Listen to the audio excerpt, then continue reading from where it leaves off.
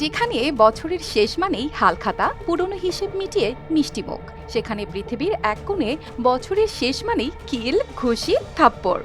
হ্যাঁ, ঠিকই শুনছেন। বিগত বছরের সব রাগ, জিদ আর অভিমান মেটানো হয় একে অপরকে পিটিয়েই। তারপর সব শেষ করে আলিঙ্গন, আর ঠিক সেভাবেই তারা পা রাখে নতুন বছরে। পেরুর আন্দিজ পাহাড়ি অঞ্চল, ঠান্ডা বাতাসে ভেসে আসছে ঢোলের শব্দ, লোকজ সুরে জমে উঠেছে উৎসব। চারপাশে রঙিন পোশাক, কারো চুল বেনি করা, কারো হাতে শক্ত করে বাঁধা ব্যান্ডেজ।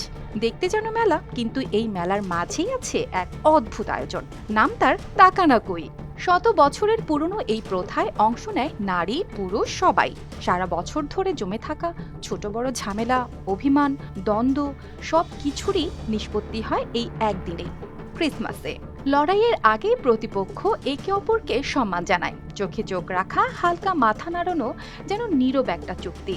আজ হিসাব মিটবে, কিন্তু সীমা থাকবে। তারপর শুরু হয় লড়াই। চারপাশে গ্রামবাসীর ভিড়, কেউ গান গাইছে, কেউ নাচছে, কেউ আবার খাবার হাতে দাঁড়িয়ে দেখছে এক অদ্ভুত দৃশ্য। তবে নিয়ম খুব পরিষ্কার, কোনো অস্ত্র নেই, নেই কোনো গালি। লড়াই ছোট ও নিয়ন্ত্রিত। আরেকজন মাটিতে পড়ে গেলেই অন্যজন যায় থেমে। এই লড়াইয়ের সবচেয়ে বড় চমক শেষটা। যে দুজন একটু আগেও ঘুষি চালাচ্ছিল, তারাই মুহূর্তের মধ্যে একে অপরকে জড়িয়ে ধরে। চারপাশে করতালি পড়ে, রাগ যেন মিলিয়ে যায় এক আলিঙ্গনে। স্থানীয়দের বিশ্বাস, এভাবেই তারা সমাজের ভারসাম্য ধরে রাখে। বছরের সব অভিমান, ক্ষোভ ঝেড়ে ফেলে, নতুন বছর শুরু করে পরিষ্কার মন দিয়ে।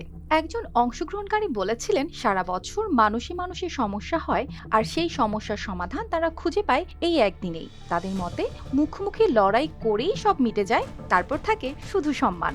তাকানোকুই কেচুয়া ভাষার একটি শব্দ, যার অর্থ একে অপরকে আঘাত করা। তবে এই আঘাতের ভেতরেই লুকিয়ে আছে সম্পর্ক ঠিক করার এক ভিন্ন দর্শন।